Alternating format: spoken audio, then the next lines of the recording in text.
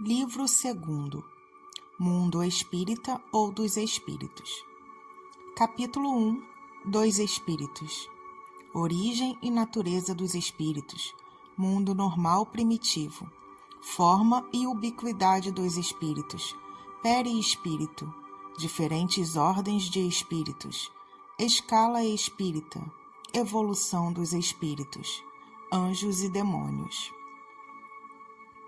Origem e natureza dos espíritos. 76.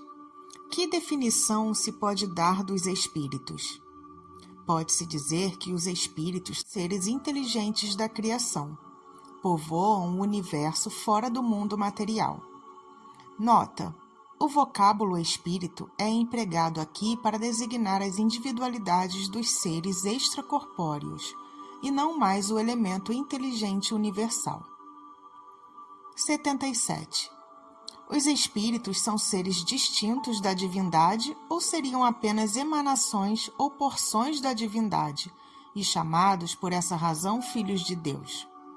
Meu Deus, são sua obra absolutamente como um homem que faz uma máquina. Essa máquina é obra do homem e não ele mesmo. Sabes que quando o homem faz uma coisa bela, útil, ele a chama sua filha, sua criação. Pois bem, o mesmo se dá com relação a Deus. Somos seus filhos, uma vez que somos sua obra. 78. Os espíritos tiveram princípio ou existem como Deus de toda a eternidade? Se os espíritos não tivessem tido princípio, seriam iguais a Deus, ao passo que eles são sua criação e submetidos à sua vontade. Deus existe de toda a eternidade, e isto é incontestável. Mas saber quando e como nos criou, não o sabemos. Podes dizer que não tivemos princípio, se entenderes com isso que, sendo Deus eterno, tem criado sem descanso. Mas quando e como Ele criou cada um de nós, digo-te ainda, ninguém o sabe. Aí é que está o mistério. 79. Visto que existem dois elementos gerais no universo, o elemento inteligente e o elemento material, poder-se-á dizer que os espíritos são formados do elemento inteligente como os corpos inertes são formados do elemento material? Evidentemente, os espíritos são individualizações do princípio inteligente, como os corpos são individualizações do princípio material. A época e o modo dessa formação é que são desconhecidos. 80. A criação dos espíritos é permanente ou só ocorreu na origem dos tempos? É permanente, quer dizer, Deus não cessou jamais de criar. 81. Os espíritos se formam espontaneamente ou procedem uns dos outros? Deus os cria, como a todas as outras criaturas, pela sua vontade, mas, ainda uma vez, a origem deles é mistério. 82. É exato dizer-se que os espíritos são imateriais? Como se pode definir uma coisa quando faltam termos de comparação e com uma linguagem insuficiente? Pode um cego de nascimento definir a luz? Imaterial não é o termo. Incorpóreo seria mais exato, pois deves compreender que, sendo o espírito uma criação, deve ser alguma coisa. É a matéria quintessenciada, mas sem analogia para vós outros, e tão etérea que não pode ser percebida pelos vossos sentidos. Dizemos que os espíritos são imateriais, porque sua essência difere de tudo o que conhecemos sob o nome de matéria. Uma comunidade de cegos não teria termos para definir a luz e seus efeitos. Um cego de nascença crê possuir todas as percepções pelo ouvido, o odor, o gosto e o tato. Ele não compreende as ideias que lhe dariam o sentido que lhe falta. Da mesma forma, com relação à essência dos seres sobre-humanos, somos verdadeiros cegos. Não os podemos definir senão por comparações sempre imperfeitas ou por um esforço da nossa imaginação. 83. Os espíritos têm fim? Compreende-se que o princípio de onde eles emanam seja eterno, mas o que perguntamos é se sua individualidade tem um termo, e se, num tempo dado, mais ou menos longo, o elemento de que são formados não se dissemina e não retorna à massa de onde saiu, como ocorre com os corpos materiais.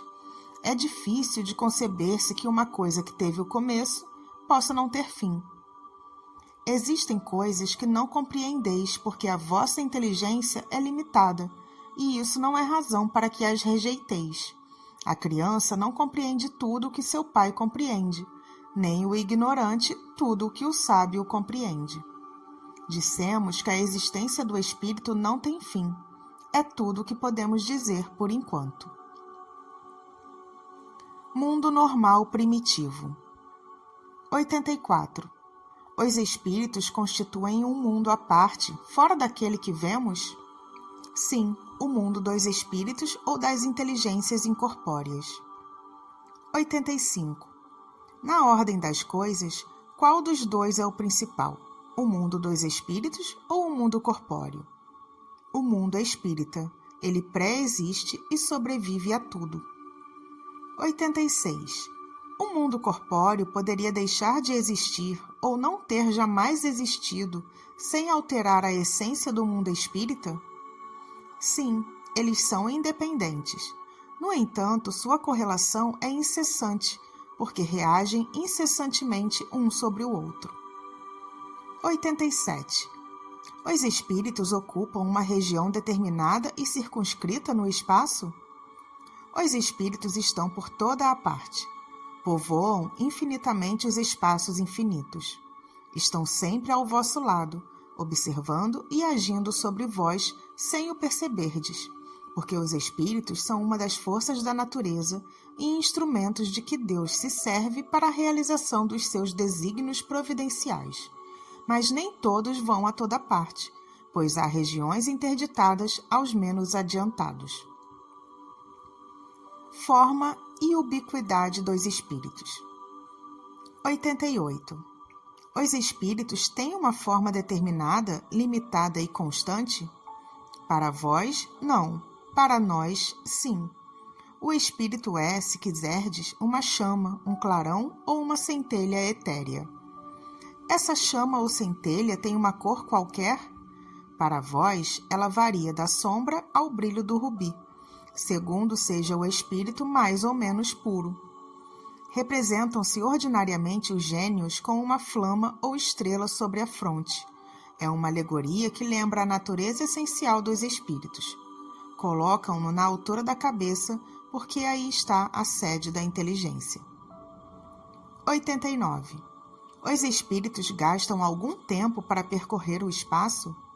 Sim, porém rápido como o pensamento. O pensamento não é a própria alma que se transporta? Quando o pensamento está em qualquer parte, a alma aí está também, pois é a alma quem pensa.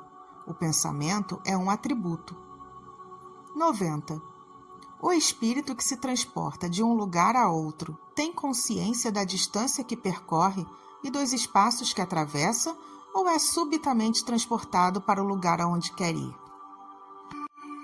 Ocorrem ambas as coisas. O espírito pode, muito bem, se ele quiser, tomar conhecimento da distância que percorre, mas essa distância pode desaparecer completamente, dependendo da sua vontade e da sua natureza mais ou menos depurada. 91.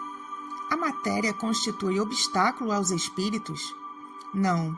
Eles penetram em tudo. O ar, a terra, as águas e mesmo o fogo lhes são igualmente acessíveis. 92. Os espíritos têm o dom da ubiquidade? Por outras palavras, o mesmo espírito pode se dividir ou existir em vários lugares ao mesmo tempo?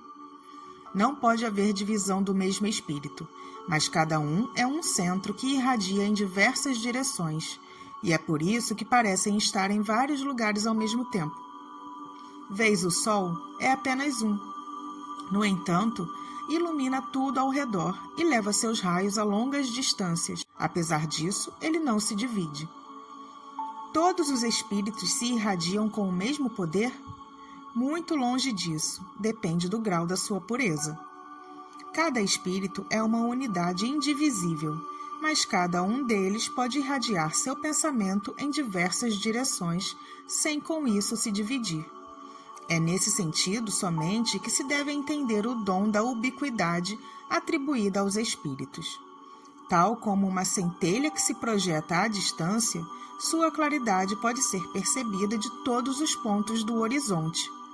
Tal como ainda um homem que, sem mudar de lugar e sem se repartir, pode transmitir suas ordens, seus sinais e o movimento para diversos pontos.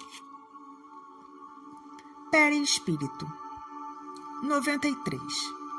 O espírito, propriamente dito, tem alguma cobertura ou está, como pretendem alguns, envolvido numa substância qualquer? O espírito está revestido de uma substância vaporosa para os teus olhos, mas ainda bem grosseira para nós. Muito vaporosa, entretanto, para poder elevar-se na atmosfera e se transportar para onde queira.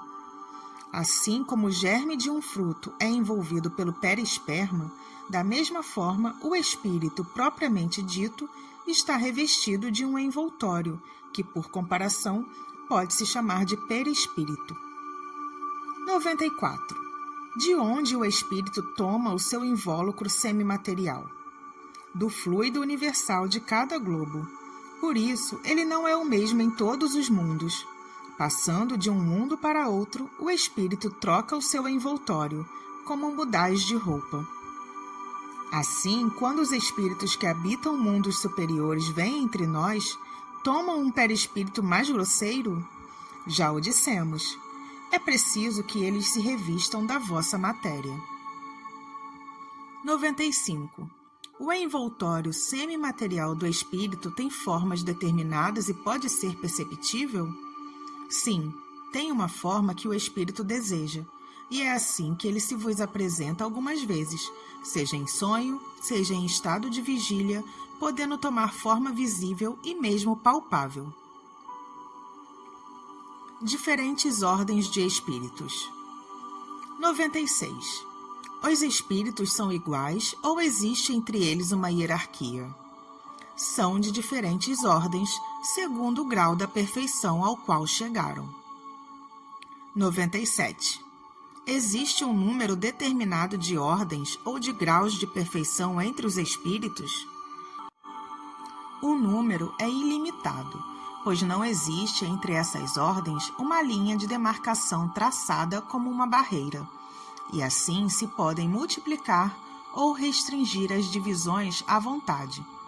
Todavia, se consideramos os caracteres gerais, elas podem reduzir-se a 3 principais. Podem-se colocar em primeiro lugar aqueles que tenham alcançado a perfeição, os espíritos puros.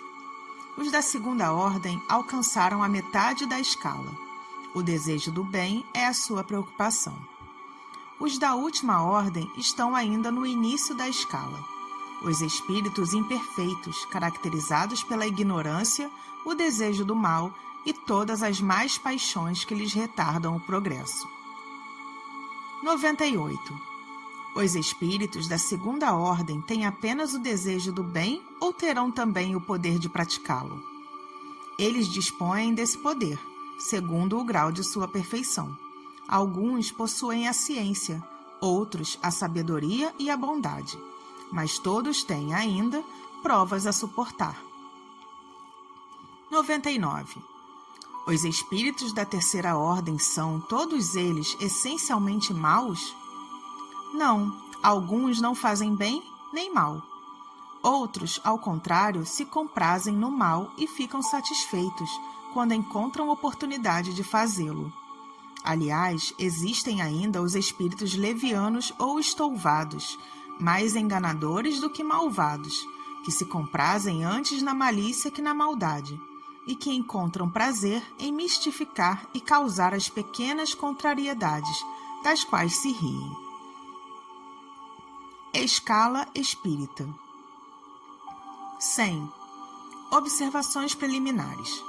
A classificação dos espíritos baseia-se sobre o grau do seu adiantamento. sobre as qualidades que adquiriram e sobre as imperfeições das quais devem ainda se despojar. Esta classificação, de resto, nada tem de absoluto.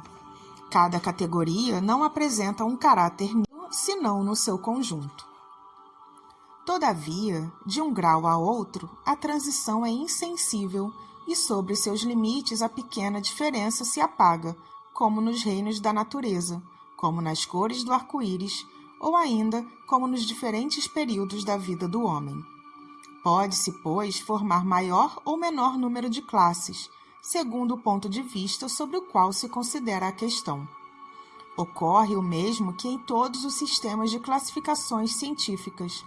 Esses sistemas podem ser mais ou menos completos, mais ou menos racionais, mais ou menos cômodos para a inteligência, mas, quaisquer que sejam, não mudam em nada as bases da ciência.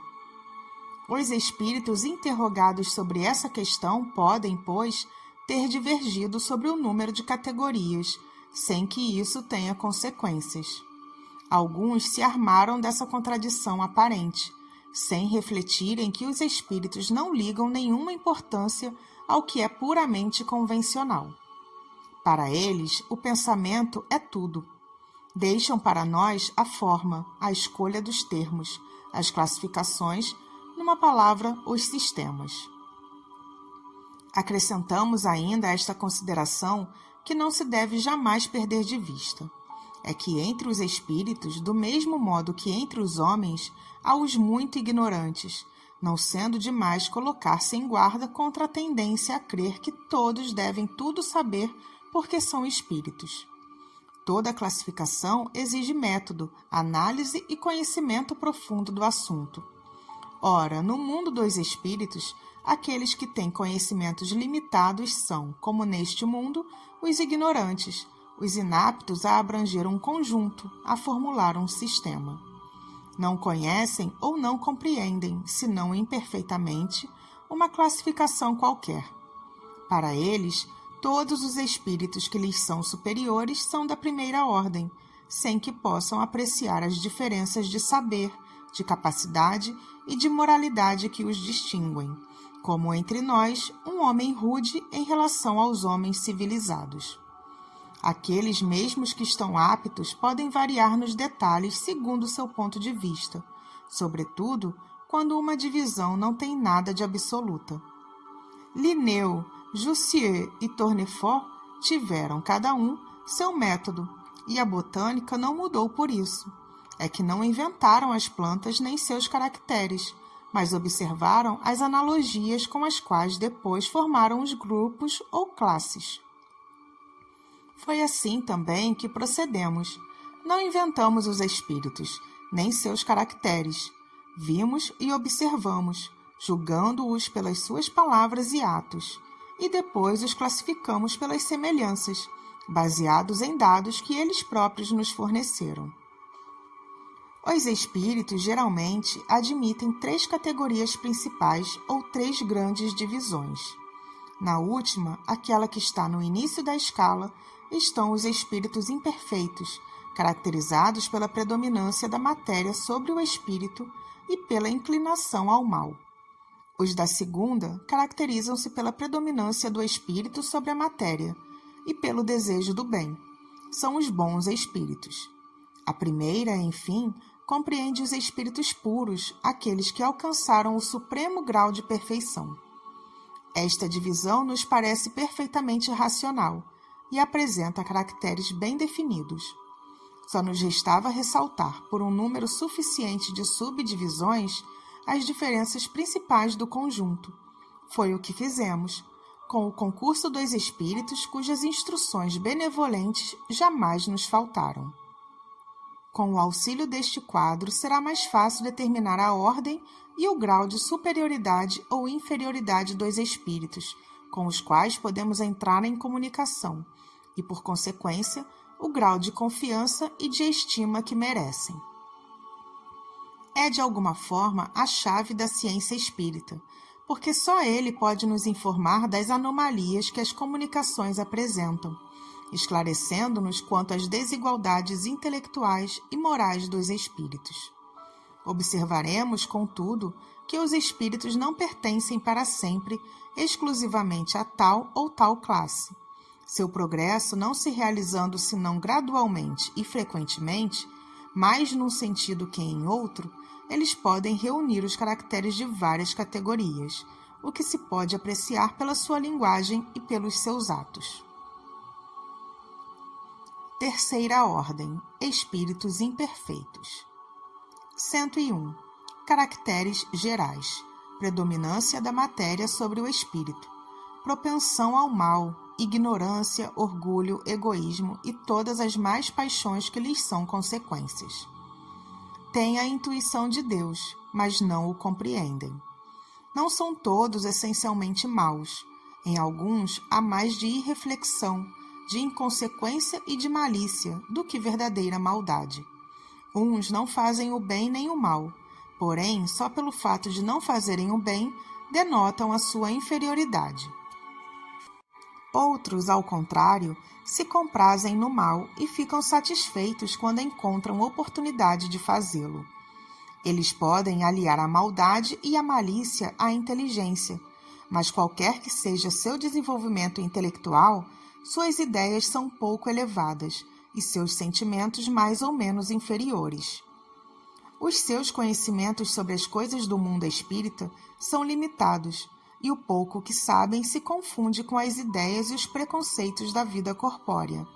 Não podem nos dar senão noções falsas e incompletas, porém o observador atento encontra frequentemente, em suas comunicações, mesmo imperfeitas, a confirmação das grandes verdades ensinadas pelos espíritos superiores. O seu caráter se revela pela sua linguagem. Todo espírito que em suas comunicações revelam o pensamento pode ser classificado na terceira ordem. Por conseguinte, todo mau pensamento que nos é sugerido provém de um espírito dessa ordem. Vêem a felicidade dos bons, e isso para eles é um tormento incessante, porque experimentam todas as angústias que a inveja e o ciúme podem produzir. Conservam a lembrança e a percepção dos sofrimentos da vida corporal, e essa impressão frequentemente é mais penosa que a realidade. Sofrem, pois, verdadeiramente pelos males que suportaram e pelos que fizeram os outros suportarem. E, como sofrem por longo tempo, creem sofrer sempre. Deus, para os punir, quer que eles creiam assim. Pode-se dividi-los em 5 classes principais. 102. 10ª classe. Espíritos impuros. São inclinados ao mal e fazem dele objeto de suas preocupações. Como espíritos dão conselhos desleais, fomentam a discórdia, a desconfiança e se mascaram de todas as formas para melhor enganar. Ligam-se aos homens de caráter bastante fraco para cederem às suas sugestões, a fim de prejudicá-los, satisfeitos em poderem retardar o seu progresso e fazê-los sucumbir nas provas por que passam. Podem ser reconhecidos em suas manifestações pela sua linguagem. A trivialidade e a grosseria das expressões, nos espíritos como nos homens, é sempre um indício de inferioridade moral, se não intelectual. Suas comunicações revelam a baixeza de suas inclinações e se tentam enganar falando de maneira sensata. Não podem sustentar por muito tempo seu papel e acabam sempre por revelar a sua origem.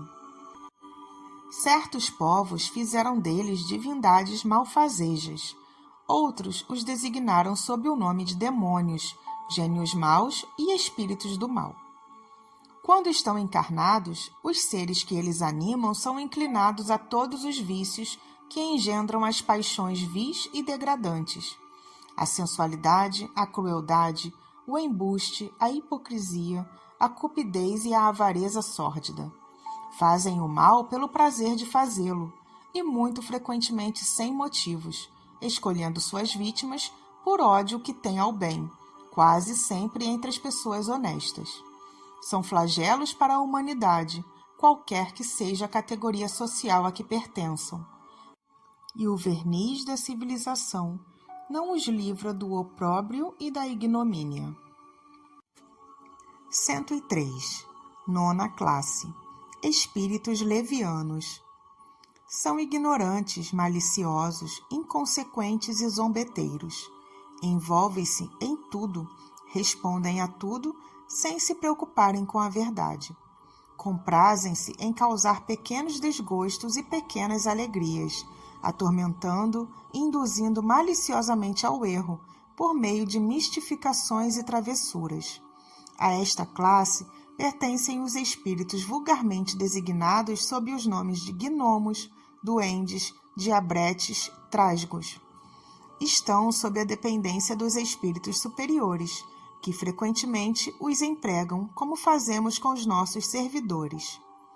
Nas suas comunicações com os homens, a sua linguagem é algumas vezes espiritual e engraçada, mas quase sempre sem conteúdo. Compreendem os defeitos e o ridículo humanos, exprimindo-os em tiradas mordazes e satíricas. Se usam nomes supostos, é mais por malícia do que por maldade. 104. Oitava classe. Espíritos pseudo-sábios. Seus conhecimentos são bastante amplos, mas creem saber mais do que realmente sabem. Tendo algumas vezes progredido em diversos pontos de vista, sua linguagem tem um caráter sério que pode iludir sobre as suas capacidades e a sua iluminação interior. Em geral, porém, isso não passa de um reflexo dos preconceitos e ideias sistemáticas da vida terrena. É uma mistura de algumas verdades ao lado dos erros mais absurdos, nos quais se percebe a presunção, o orgulho, a inveja e a obstinação das quais não puderam se despir. 105. Sétima classe. Espíritos neutros. Não são nem muito bons para fazerem o bem, nem muito maus para fazerem o mal, inclinando-se tanto para um como para o outro, e não se elevam acima da condição vulgar da humanidade, tanto pelo moral como pela inteligência. Apegam-se às coisas deste mundo, cujas alegrias grosseiras não têm mais. 106. Sexta classe. Espíritos batedores e perturbadores. Estes espíritos não formam, propriamente falando, uma classe distinta pelas suas qualidades pessoais, podendo pertencer a todas as classes da terceira ordem. Manifestam frequentemente sua presença por meio de efeitos sensíveis e físicos, tais como pancadas, o movimento e o deslocamento anormal dos corpos sólidos, a agitação do ar, etc. Parecem ser, mais que os outros, agarrados à matéria, os agentes principais das perturbações dos elementos do globo, quer atuem sobre o ar, a água, o fogo, os corpos duros ou nas entranhas da terra. Reconhece-se que esses fenômenos não são devidos a uma causa fortuita e física, quando têm um caráter intencional e inteligente. Todos os espíritos podem produzir esses fenômenos, mas os espíritos elevados deixam, em geral, como atribuições dos espíritos subalternos, mais aptos às coisas materiais do que às coisas inteligentes. Quando julgam que as manifestações desse gênero são úteis, servem-se desses espíritos como seus auxiliares. Segunda ordem, bons espíritos. 107. Caracteres gerais. Predominância do espírito sobre a matéria. Desejo do bem. Suas qualidades e seu poder em fazer o bem estão relacionados com o adiantamento que alcançaram. Uns têm a ciência, outros a sabedoria e a bondade. Os mais avançados reúnem o saber às qualidades morais. Não estando ainda completamente desmaterializados, conservam mais ou menos, segundo sua categoria, os traços da existência corpórea, seja na forma da linguagem, seja nos seus hábitos, onde se descobrem mesmo algumas de suas manias. De outro modo, seriam espíritos perfeitos. Compreendem Deus e o infinito, e já desfrutam da felicidade dos bons.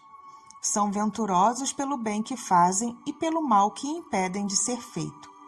O amor que os une é para eles fonte de inefável bondade, que não se altera nem pela inveja, nem pelo remorso, nem por qualquer das mais paixões que fazem o tormento dos espíritos imperfeitos. Todavia, todos ainda têm provas a suportar, até que alcancem a perfeição absoluta.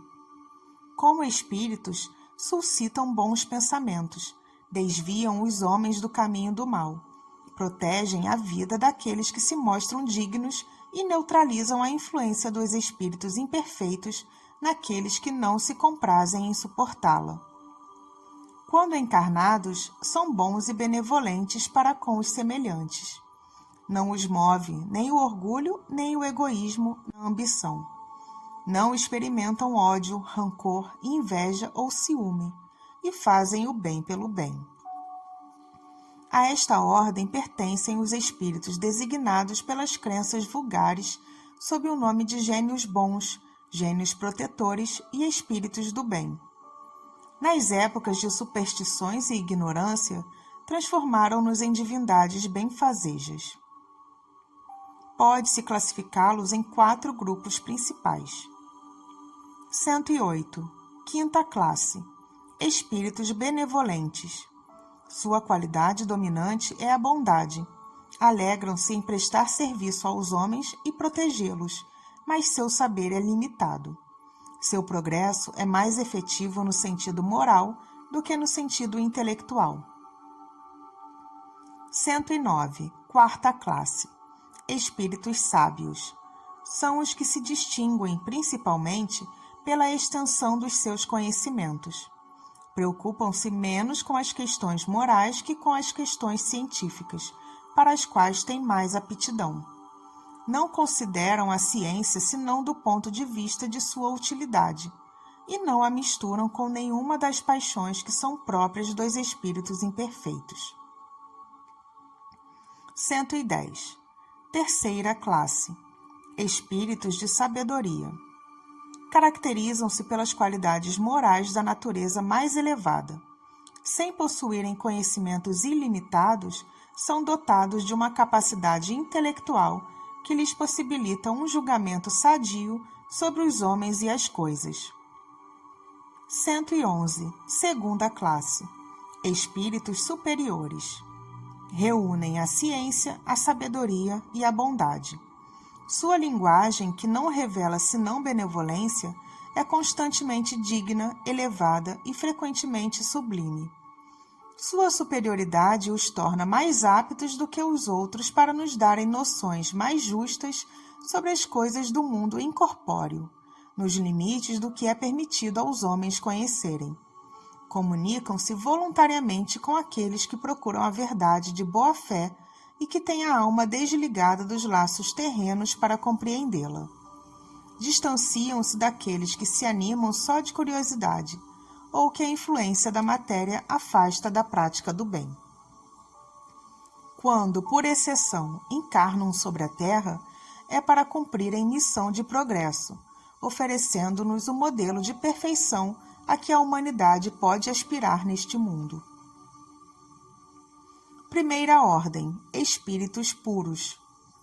112. Caracteres gerais. Não sofrem influência da matéria. Superioridade intelectual e moral absoluta em relação aos espíritos das outras ordens. 113. Primeira classe, classe única. Percorreram todos os graus da escala e se despojaram de todas as impurezas da matéria. Tendo alcançado a soma de perfeições de que é suscetível a criatura, não tem mais que suportar provas ou expiações, não estando mais sujeitos à reencarnação em corpos perecíveis.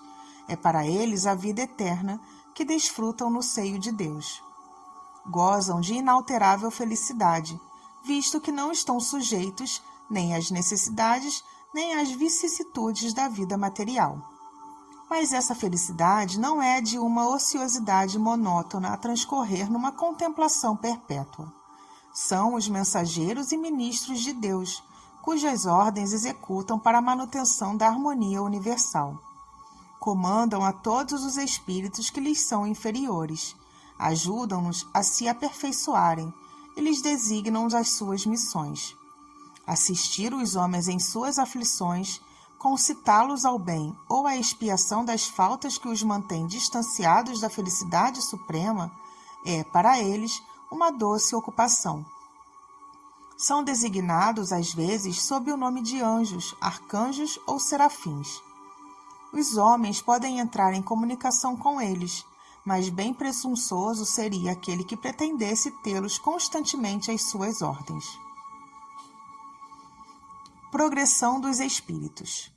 114. Os espíritos são bons ou maus por natureza, ou são eles mesmos que se melhoram? São os próprios espíritos que melhoram, e melhorando-se passam de uma ordem inferior para uma ordem superior. 115. Entre os espíritos, alguns foram criados bons e outros maus? Deus criou todos os espíritos simples e ignorantes, quer dizer, sem ciência.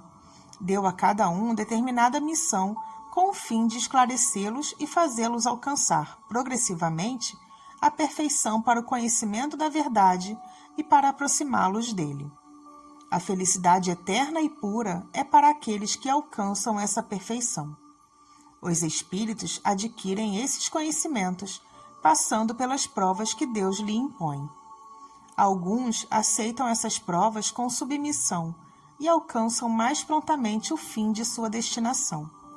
Outros não as suportam senão murmurando e, por suas faltas, permanecem distanciados da perfeição e da felicidade prometida. Segundo isto, os espíritos seriam, em sua origem, como são as crianças, ignorantes e sem experiência, adquirindo pouco a pouco os conhecimentos que lhe faltam em percorrendo as diferentes fases da vida? Sim, a comparação é justa.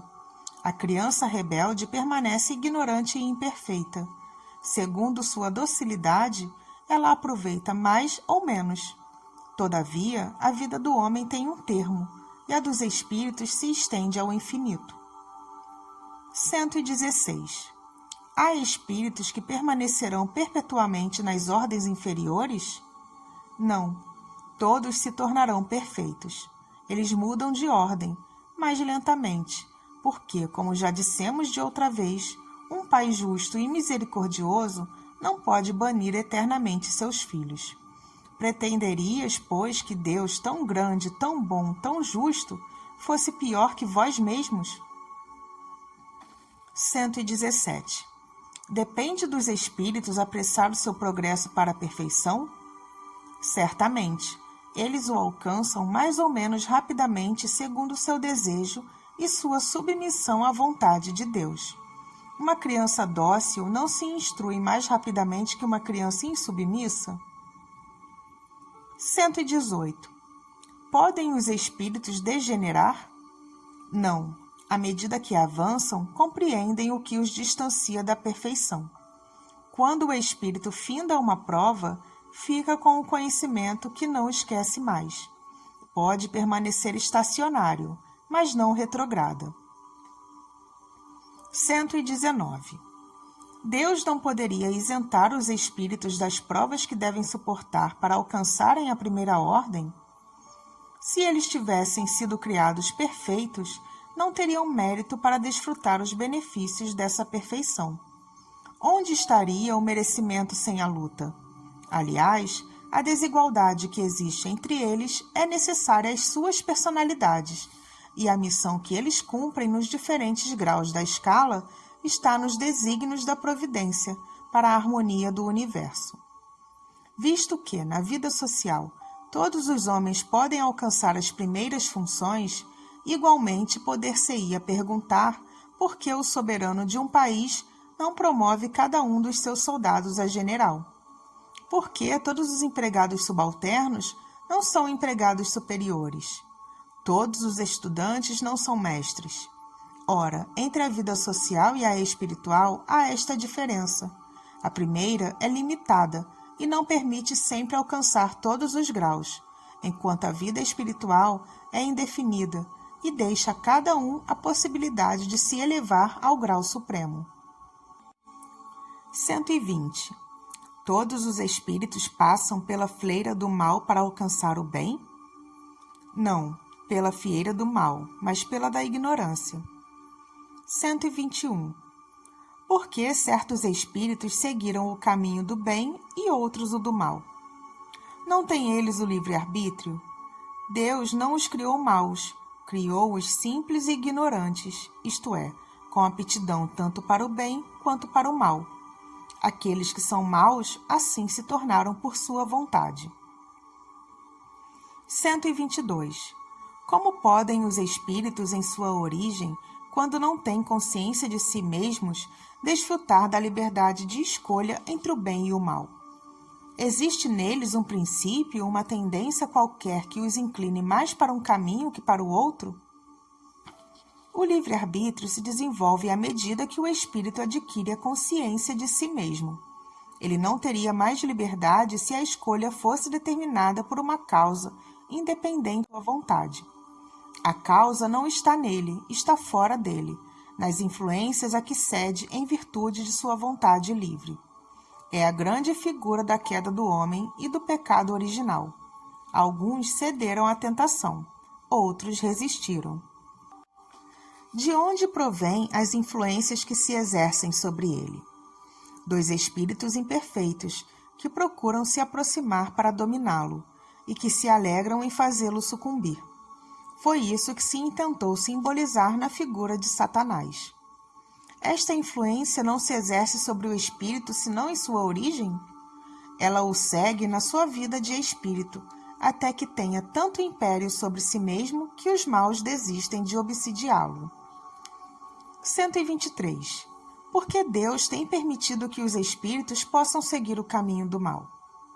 Como ousais pedir a Deus contas de seus atos? Pensais poder penetrar-lhe os desígnios?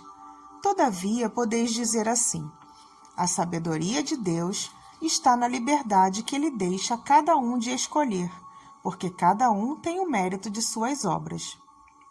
124.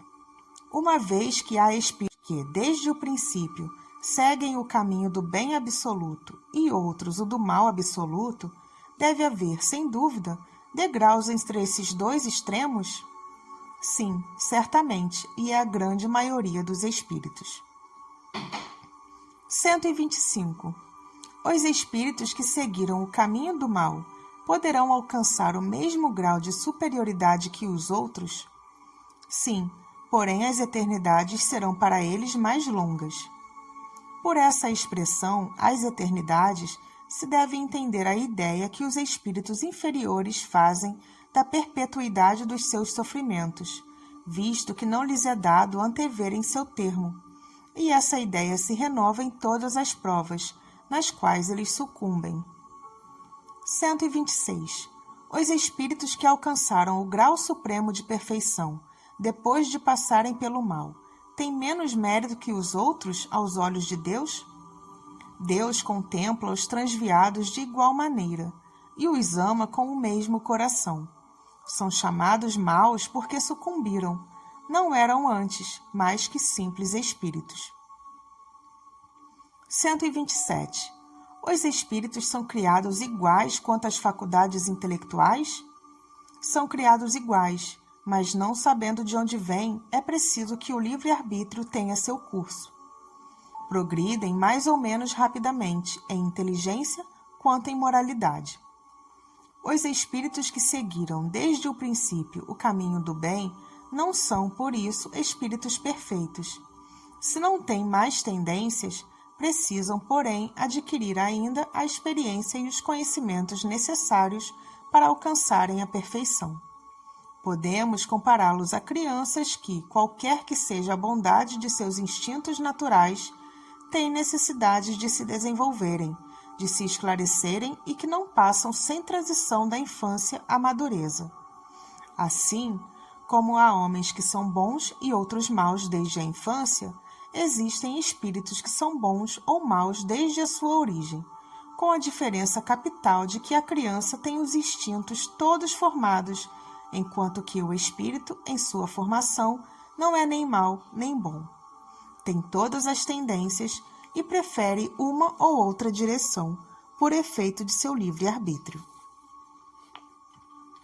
Anjos e demônios. 128. Os seres que chamamos de anjos, arcanjos e serafins formam uma categoria especial de natureza diferente das dos outros espíritos? Não, esses são os espíritos puros, os que se acham no mais alto grau da escala e reúnem todas as perfeições. A palavra anjo revela, geralmente, a ideia da perfeição moral. Entretanto, se aplica frequentemente a todos os seres bons e maus que estão fora da humanidade. Diz-se o bom ou mau anjo, o anjo de luz e o anjo das trevas. Nesse caso, é sinônimo de espírito ou de gênio. Nós a tomamos aqui na sua boa acepção. 129. Os anjos percorreram todos os graus da escala?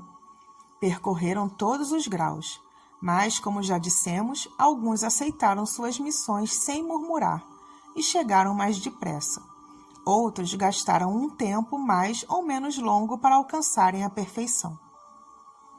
130. Se a opinião que admite seres criados perfeitos e superiores a todas as outras criaturas é errônea, como se explica que essa crença esteja na tradição de quase todos os povos? Fica sabendo que teu mundo não existe de toda a eternidade e que, muito antes que ele existisse, já havia espíritos que tinham atingido o grau supremo. Os homens acreditavam que eles foram sempre assim. 131. Há demônios no sentido que se dá a esta palavra? Se houvesse demônios, eles seriam obra de Deus, e Deus seria justo e bom se houvesse criado seres devotados eternamente ao mal e infelizes. Se há demônios, eles habitam em teu mundo inferior e em outros semelhantes. São esses homens hipócritas que fazem de um Deus justo um Deus mau e vingativo, e creem lhe serem agradáveis pelas abominações que cometem em seu nome. A palavra demônio não implica na ideia de espírito mau, senão na sua significação moderna, porque a palavra grega daimon, da qual se origina, significa gênio e inteligência, se emprega para designar os seres incorpóreos, bons ou maus, sem distinção. Por demônios, segundo a significação vulgar da palavra, se entendem seres essencialmente malfazejos. Seriam, como todas as coisas, criação de Deus. Ora, Deus, que é soberanamente justo e bom, não pode ter criado seres predispostos ao mal por sua natureza e condenados por toda a eternidade. Se não são obras de Deus, seriam, pois, como ele, de toda a eternidade, ou então haveria várias potências soberanas. A primeira condição de toda doutrina é ser lógica. Ora, a dos demônios, em seu sentido absoluto, peca por essa base essencial. Compreende-se que na crença dos povos atrasados, que não conheciam os atributos de Deus, fossem admitidas as divindades malfazejas, como também os demônios. Mas é ilógico e contraditório para aqueles que fazem da bondade de Deus um atributo por excelência, supor que ele possa ter criado seres devotados ao mal e destinados a praticá-lo perpetuamente, pois isso nega sua bondade. Os partidários da doutrina dos demônios se apoiam nas palavras do Cristo. Não seremos nós quem conteste a autoridade dos seus ensinamentos, pois os desejamos ver mais no coração que na boca dos humanos. Mas estarão bem certos do sentido que ele dava à palavra demônio? Não se sabe que a forma alegórica era um dos caracteres distintivos da sua linguagem? Tudo o que o Evangelho contém deve ser tomado ao pé da letra? Não precisamos de outra prova além desta passagem. Logo após esses dias de aflição, o sol obscurecerá e a lua não derramará mais sua luz. As estrelas cairão do céu e as potências celestes serão abaladas. Digo-vos, em verdade, que esta geração não passará sem que todas estas coisas se tenham cumprido. Não temos visto a forma do texto bíblico ser contraditada pela ciência no que se refere à criação e ao movimento da Terra? Não pode ocorrer o mesmo com certas figuras empregadas pelo Cristo, que devia falar de acordo com os tempos e os lugares? O Cristo não poderia dizer, conscientemente, uma coisa falsa. Assim, pois, se em suas palavras há coisas que parecem chocar a razão, é porque não as compreendemos ou as interpretamos mal. Os homens fizeram com os demônios o que fizeram com os anjos. Da mesma forma que acreditaram em seres perfeitos de toda a eternidade, tomaram os espíritos inferiores por seres perpetualmente maus. Pela palavra demônio devem, pois, se entender os espíritos impuros, que frequentemente não valem mais do que as entidades designadas por esse nome, mas com a diferença de que seu estado é transitório. São os espíritos imperfeitos que murmuram contra as provas que devem suportar, e que, por isso, suportam-nas por mais tempo. Chegarão, porém, por seu turno a sair desse estado quando o quiserem. Poder-se-ia aceitar então a palavra demônio com esta restrição. Mas, como é entendida num sentido exclusivo, poderia induzir ao erro, fazendo crer na existência de seres especiais criados para o mal.